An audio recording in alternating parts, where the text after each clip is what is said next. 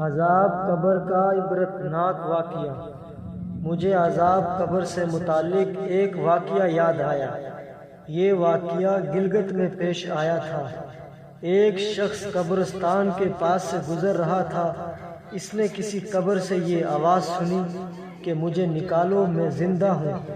جب ایک دو مرتبہ اس نے آواز سنی تو اس نے یہ سمجھا کہ یہ میرا وہم اور خیال ہے، کوئی آواز نہیں آ رہی۔ لیکن جب مسلسل اس نے یہ آواز سنی تو اس کو یقین ہونے لگا۔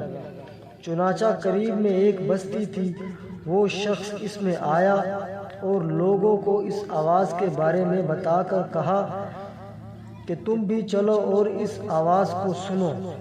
چنانچہ کچھ لوگ اس کے ساتھ آئے، انہوں نے بھی یہی آواز سنی اور سب نے یقین کر لیا کہ واقعی یہ آواز قبر میں سے آ رہی ہے۔ اب یقین ہونے کے بعد ان لوگوں کو مسئلہ پوچھنے کی فکر ہوئی کہ پہلے علماء سے یہ مسئلہ معلوم کرو کہ قبر کھولنا جائز ہے یا نہیں۔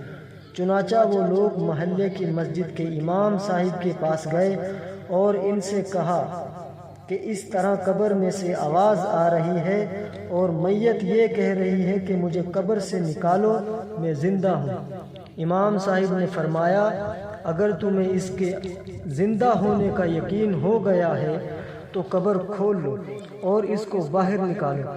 چنانچہ یہ لوگ ہمت کر کے قبرستان گئے اور جا کر قبر کھولی۔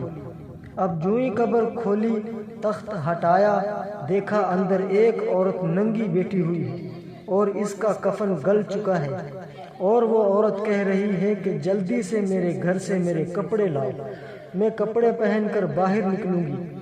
چنانچہ یہ لوگ فوراً دوڑ کر اس کے گھر گئے اور جا کر اس کے گھر والوں کو یہ واقعہ بتایا اور اس کے کپڑے، چادر وغیرہ لے کر آئے اور لا کر قبر کے اندر پھینک دیے۔